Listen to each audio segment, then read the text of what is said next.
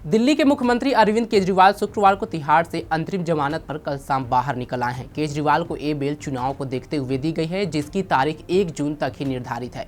बीते 3 चरणों के चुनाव में केजरीवाल प्रचार नहीं कर पाए हैं, लेकिन अब दिल्ली चुनाव, हरियाणा और पंजाब के चुनाव के लिए दिल्ली सीएम जोर शोर से मैदान में उतरने वाले हैं।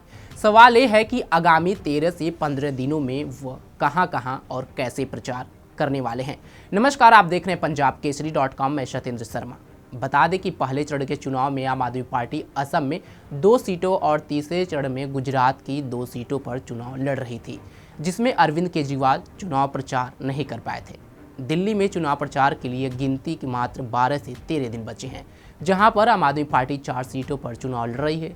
यहां पार्टी को केजरीवाल के चुनाव प्रचार का फायदा हो सकता है। इतना ही समय हरियाणा की कुरुक्षेत्र सीट के लिए भी है, जहां पर आम आदमी पार्टी चुनाव लड़ रही है। साथ ही पंजाब का चुनाव प्रचार बचा हुआ है, जहां पर आम आदमी पार्टी सभी 13 सीटों पर चुनाव लड़ रही है, जहां केजरीवाल के चुनाव प्रचार का आम आदमी पार्टी को फायदा मिल सकता है। आम आदमी पार्टी कुल 22 लोकसभा सीटों पर खुद चुनाव लड़ रही है, जिसमें से 4 पर अरविंद केजरीवाल के चुनाव प्रचार के बिना ही वोटिंग अभी तक हो चुकी है। सुप्रीम कोर्ट से जमानत मिलने के बाद अब 18 सीटों पर अरविंद केजरीवाल चुनाव प्रचार कर पाएंगे। संजय सिंह फिलहाल आम आदमी पार्टी के लिए ही नहीं, बल्कि उत्तर प्रदेश में अखिलेश यादव और महाराष्ट्र में उद्धव ठाकरे, शरद पवार, कांग्रेस के गठबंधन उम्मीदवारों के लिए चुनाव प्रचार कर रहे हैं। आम आदमी पार्टी और केजरीवाल अब ये तय करेंगे कि दिल्ली, हरियाणा और पंजाब के साथ साथ क्या दूसरे राज्यों में भी इंडिया गठबंधन के लिए केजरीवाल चुनाव प्रचार करेंगे या नहीं।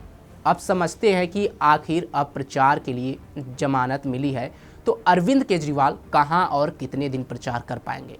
दिल्ली में 25 मई को मतदान है, यानी 12 दिन केजरीवाल के पास प्रचार के लिए समय बचा है। दिल्ली में 4 सीट पर आम आदमी पार्टी लड़ रही है और 3 पर गठबंधन में कांग्रेस लड़ रही है, यानी 7 सीटों पर केजरीवाल प्रचार कर पाएंगे। हरियाणा की कुरुक्षेत्र सीट पर भी आम आदमी पार्टी का उम्मीदवार है, यहाँ भी केजरीवाल प्रचार के लिए अब जा सकेंगे। पंजाब की 13 सीटों की अगर बात की जाए तो केजरीवाल अब वहाँ भी पहुँच पाएंगे। कुल देखा जाए तो आम आदमी पार्टी 22 सीटों पर लड़ रही है, जिसमें से 18 सीटों पर चुनाव प्रचार का केजरीवाल को मौका मिला है। यहाँ अहम बात ये समझ लीजिए कि अभी दिल्ली, पंजाब यानी जहाँ केजरीवाल की पार्टी की सरकार है, पार्टी मजबूत है, वहाँ प्रचार का पूरा मौका केजरीवाल के पास है। यानी नतीजे अगर केजरीवाल के पक्ष में नहीं भी आए तो ये कहने का मौका नहीं होगा कि प्रचार करते ही नहीं दिया गया।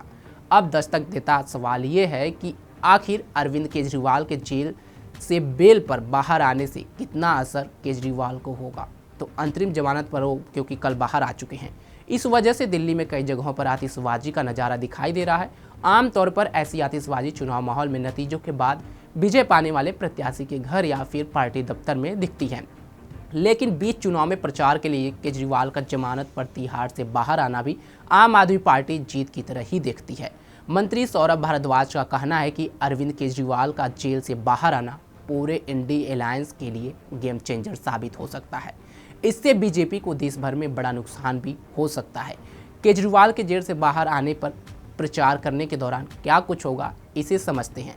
जब 2019 में केजरीवाल ने पूरी ताकत से प्रचार किया था, तब आम आदमी पार्टी को क्या हासिल हुआ था, आइए उस पर एक नज़र डालते हैं।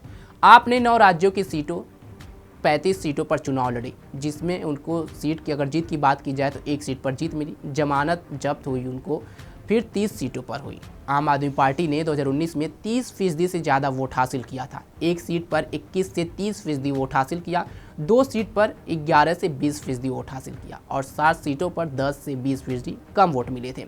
इसके अलावा 25 सीटों यानी दिल्ली की 4 और पंजाब की 1 सीट पर सिर्फ आम आदमी पार्टी की जमानत बच पाई थी। दिल्ली और पंजाब जहां अभी केजरीवाल की पार्टी की सरकार है, वहां 2019 का नतीजा देखें तो राज्य में अगर बात करें तो पंजाब में 13 सीटों पर चुनाव लड़ा, जीत सिर्फ 1 सीट पर हुई, 12 सीटों पर जमानत तक जब्त हो गई थी। वहीं दिल्ली में 2019 लोकसभा चुनाव में 60 सीटों पर चुनाव लड़ा था, लेकिन एक भी सीट आम आदमी पार्टी नहीं बचा पाई, बल्कि 3 सीटों पर उसकी जमानत भी जब्त हो गई थी। 5 साल पहले आम आदमी पार्टी 35 में से सिर्फ 5 सीटों पर ही जमानत बचा पाई थी। अब पार्टी केजरीवाल से प्रचार से क्या 22 सीटों पर कुछ बदलाव ला सकती है। पार्टी अब तो केजरीवाल के बाहर आने पर बड़े दावे करती है, लेकिन बीजेपी कहती है कि केजरीवाल के बाहर आने से चुनाव पर कोई बड़ा फर्क नहीं पड़ने वाला है। कैसे बदल सकता है आपके पक्ष में माहौल, उसे भी समझते हैं। 2019 के नतीजों के आधार पर देखें तो एक संभावना ये दिखती है कि अगर केजरीवाल के बाहर आने से कोई भी माहौल नहीं बनता, यानी कोई वोट आपके पक्ष में नहीं स्विंग करते, तो दिल्ली की 7 सीटों पर बीजेपी जीत सकती है। अगर 6% वोट भी आम आदमी पार्टी के पक्ष में स्विंग होता है तो इंडी गठबंधन 2 सीटों दिल्ली में जीत दर्ज कर सकती है, जबकि 5 सीट ही बीजेपी जीत पाएगी। क्या केजरीवाल प्रचार करके ला सकेंगे वोट की आधी? क्या है संभावना? अगर तीसरी संभावना देखा जाए तो अगर 2019 के मुकाबले 9% वोट आम आदमी पार्टी के पक्ष में स्विंग हो तो 5 सीट इंडिया गठबंधन पा सकती है और 2 सीट बीजेपी।